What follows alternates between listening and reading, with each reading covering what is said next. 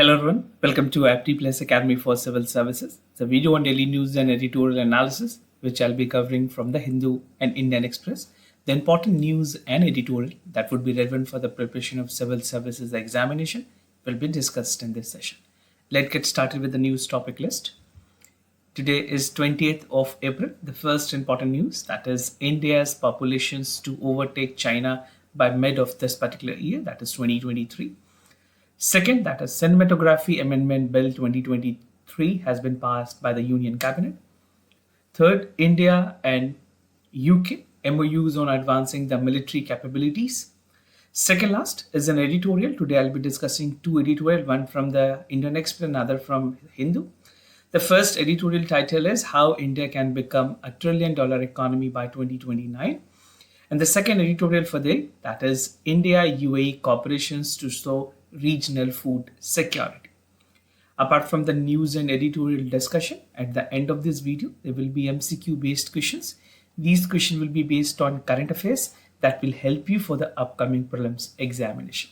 So without any further ado, let's get started.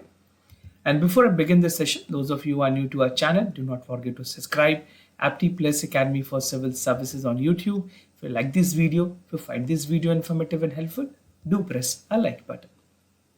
And if you're looking forward with integrated test series, Apti Plus is providing you both an integrated format of the test series where 30 prelims and 8 men's all India level tests will be provided.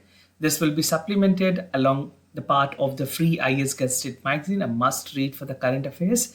The test is also having the part of previous year questions, current affairs, CSAT and full length test, right? Free mentorship is a complimentary with the test series, and flexible date and schedule are as per the aspirant convenience. For more details, do refer to the description section of this video where I provided a dedicated link to find more details and register for the course.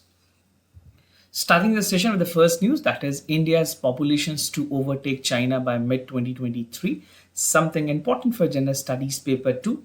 Under the subtopic of General Studies for the mains, that is effect of policies and politics for developed and developing countries. Although this topic is also relevant for General Studies Paper 1, specifically where you see the part of the human populations or human geography is involved. In that section also you can count it, and precisely and also important for General Studies Paper 3. Now, what is news all about?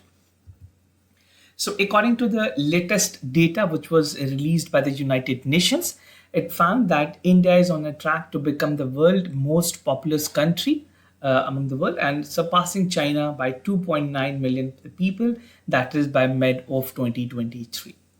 Now, the demographic data which was released by the United Nations Population Fund, which is also known as UNFPA, the report that was released, the report title is State of World Population Report 2023, and it estimates that India's population will be close to 1428.6 million against 1.4257 billion of China, right?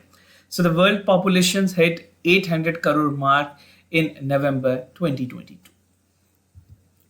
Now, if you see the part of the total population which is there, so the top 10 most populated countries in terms of their populations. So the first will be India, that is 1492, followed by China, then United States, Indonesia, Pakistan, Nigeria, Brazil, Bangladesh, Russia's Federation, and Mexico, right? Now, if you see the pattern of the growth that India's population trend is following, so this is predicted to overtake China by mid 2023. And this is the curve which you can see evidently. This is the red color for China. This is the red color for China. And even this is the blue color, which denote at the peak, which is at 2023, possibly 25. And we are at the projected high compared to China. Now, more about the report. The United Nations stand in its position. Even if see the part of the United States, their population is number 3, as I've told you in this figure. This is United States where it stands at number 3, right? And it was estimated that the population of United States is 34 crore. The report finds that just 8 countries will account for the half of the total populations by 2015, which are those countries. These countries include the Democratic Republic of Congo, Egypt, Ethiopia, India, Nigeria, Pakistan, Philippines, and United Republic of Tanzania. So this together will mount to close to half of the total population. You can say 50% of the total population of the world. And this is the estimations for 2050. Now, India's population as per the age group, the detailed report was given by the UN. So it says that 25% of India's population is at the age group of 0 to 4. Then for 10 to 19 age group, the total percentage of the population is 18%. 26% of the people are at the age group of 10 to 24. And the highest number is like 68% goes for the population between 50 to 64, right? This is very important. Even you can utilize this data in writing in mains part, right? 68%. 7% is above 65 years, right? So these are the relevant data that would be important specifically for the mains examination. Now, moving to the other news, cinematography, amendment bill that was passed by the Union Cabinet, relevant for General Studies Paper 2, under the subtopic that is government policies and intervention for the development of various sectors and issues arising from a design and implementations. So, Union Cabinet has approved the Cinematography Amendment Bill 2023, और जो main aim है इस bill की is to curb the piracy and the film content and to protect the part of the creative industry. Film industry is also the part of creative industry when it comes to acting, singing, and the part of cinematography is there, choreography is there, everything involved and call for innovations. So the bill has brought the bill actually will be brought in the next parliament session by the Ministry of Information and Broadcasting. Now, what is the aim of this bill? What was the government intention and the rationale behind this bill? So it aims to ensure that the film content does not suffer due to piracy and even the menace due to heavy loss to the industries because of the piracy and things which has been leaked out. It call a lot more losses to the industry's people. So it is also aims to tackle the film piracy, including the penal provisions that will be there under the bill. Specifically, once it is passed, then we'll come to know what are the penal provisions. And even unauthorized cam recordings is not allowed. Any form of duplications of the original content of the video or any other format will not be allowed. It will be completely part on the restrictions. The bill has the provisions of the categorizing the film-based age group rather than the current practices of UA and UA. So these are the details that is there, right? Now, the bill is also providing the revolutionary step towards promoting the part of film and even revolving the part will helping the content to go global. So we have seen recently acclaimed some of the awards that India has received in the original songs. We have discussed that news. I think most of you must be aware of that. Now, the proposed amendment allowed the subcategorization of the film certifications, which appears to be in the age-based restrictions that is implemented over the top, that is OTT platforms. और उसके अलावा जो contents हैं that has to be monitored because the government has recently come up with the bill that is called Information Technology Intermediary Guidelines and Digital Media Ethics Code 2021, जिसको भी recently government ने अभी फिर से वापसी से amend किया. So these things are really important. If you're writing, you have to make a complete background what exactly is going within the government framework and how government is looking forward to regulate the sector. Now, moving to the other news, India-UK MOUs on advancing the military capabilities, something important for General Studies Paper 2, that is effect of policies and politics for developed and developing countries.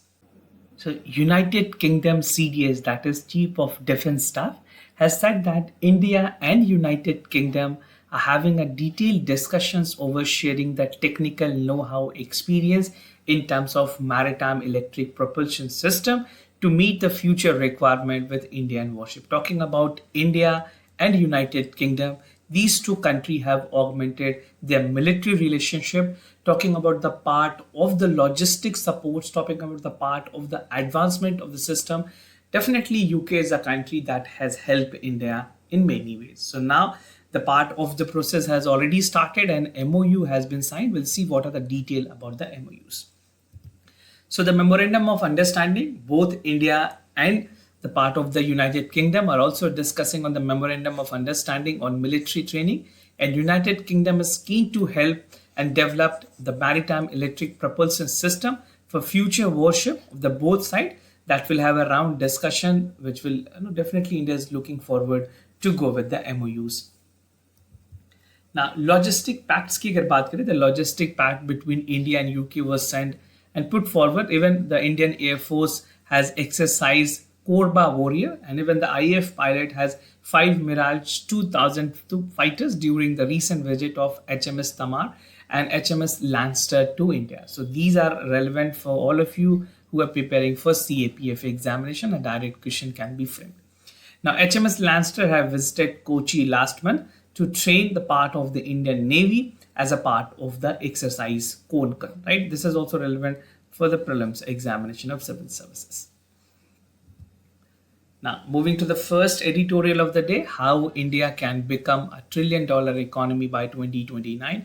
Something relevant for General Studies Paper 2, that is Indian economy and issues related to planning, mobilization, resource, growth, and development. So what I'll be discussing under this editorial. So first is India's economic growth. Then we'll see the part of the physical digital infrastructure, which is there, women labor force participations, and the conclusion part, right? So this is very important. We'll see the detail and precisely some of the things that will be relevant from the examination point of view, right? So India is expected to become 5 trillion economy by 2029. And in the recent time, India has established a track record of higher growth. India's average annual GDP growth was 6.6% compared with 6.3% in the preceding decade. Now, India's economic growth की अगर बात करें, if you see the pace and trend that India is following after the COVID, and many things has improved. So in fiscal 2023, India has seen 7% growth, which will make fastest growing economy across the globe.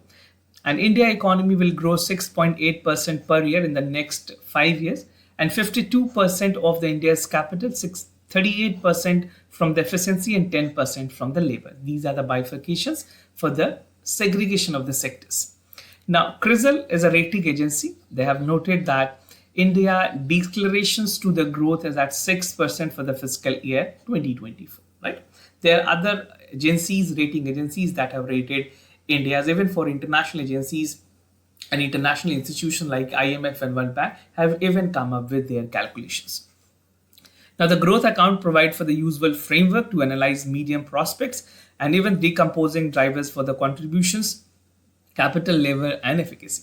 The pace of the private investment in select segment for the production link incentive scheme, an important scheme by Government of India which called for the development of sectors across the sector and even providing the finances so that the sector can develop and boom. और कुछ sectors की अगर बात करें, specific sectors जहाँ पे government ने focus की है, that include electronics, pharmaceuticals, ACC batteries, now chemical and even are in the pipeline. There are not many sectors, even identified sector are 50. You can check out the important sectors. Now, raising the competitiveness of the manufacturing is crucial for the broad-based resilience of the exports. Now, physical and digital infrastructure, again, very important if you have to achieve the target of a $5 trillion economy and even targeting for higher one. The creation of physical and digital infrastructure should be in conjunctions with the efficiency of heavy reform that will raise contributions for the productivity to the growth, and the economy is expected to continue being efficient in terms of reform, and even some reform like GST and insolvency and bankruptcy code has helped India to get the part of the lead that should require. Now, women labor force participations भी काफी अहम है when we're talking about the part of the overall economic growth. We have to ensure that women's are par as compared to men. So the falling labor force participation definitely is a concern. We need to reverse it. But your employment policies and even opportunities should be provided to women. According to World Bank, in 2018, India could have add 1.5% of the points to GDP by improving the participations of women in the workforce. Now, to conclude the part, at present there's a significant sense of optimism around India. और अगर current dynamics की बात करें, India will definitely become 5 trillion economy by 2029, and we have to even target higher than 7 and then gradually to 10 $1 trillion economy. In that context, growing of the sector, women participations, even the MSME sector contribution is very important. Even creating employment will definitely call for a lot more innovations. So these are the things India, the governance, the policy should be looking forward with to achieve the target of $1 trillion economy. Now, moving to the other news, that is India-UAE cooperations to show the regional food security, something important for General Studies paper 2, that is India's and its neighborhood relation. And it is also important for the same paper where government policies and intervention are related. So what I'll be discussing under this editorial, the first and the theme focus is India-UAE Food Security Cooperation. We'll see India as a global agri-export. India की क्या policies है public distributions को लेकर के, India और UAE ने किस तरह से कोलैबोरेट किया है, दुबई मल्टी कमोडिटी सेंटर्स के बारे में देखेंगे and even the way forward. So India and United Arab Emirates are going ahead with the food security और एक cooperations की गई है under I2U2. I think most of you must be aware about I2U2. It's a new Western Asian quadrilateral that include Israel and United States, right? So India and Arab Emirates, the United Arab Emirates has come up with the food security in collaborations with India, which will be focusing on the part of twin objective to access and readiness of confront supply and access. India, the world's second largest food producer, is essential partner of UAE ambitions to strengthen the food security. Now, India as a global agri-export की अगर बात करें, India has built its status as a global agri-export powerhouse with its vast tracts and arable lands. It has highly favorable climate and large are growing in the food productions and the processing sectors. अगर बात करें India की recent humanitarian process की and even for the part of the development that India took place for the developing countries, it definitely had come up with a lot more initiative which call for the global security. India has also made major budgetary outlets towards setting up a massive parks and emphasizing the modern supply chain and even management spending from the part of the retail outlets also. India की क्या policies है public distribution systems को लेकर के? Definitely India has a success rate and even India has well vested with the experience of public distribution system, which is the largest world food subsidy program providing nearly 800 million people free food and even subsidized food, right? So apart from PDS, अभी recent में government ने PM overreaching scheme for holistic nutrition, that is पोषण अभियान भी start किया, world की largest nutrition program है. As a part of G20 presidency, India will definitely promote the part of innovations in terms of promoting the organic farming और उसके अलावे जो millets है, this is the year of millet, the UN has declared the year of millet for 2023.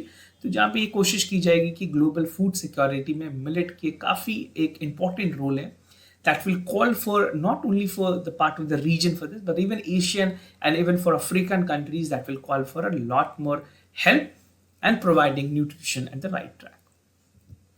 India and UAE collaborations की अगर बात करें, it has bring on a table where both countries are looking forward to strengthen their part of food security and partnership.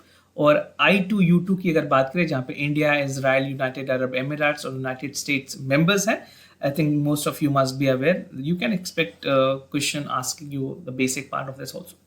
So the India and you have committed to 2 billion part of the investment in Gujarat, where the construction will take place in Madhya Pradesh and Gujarat.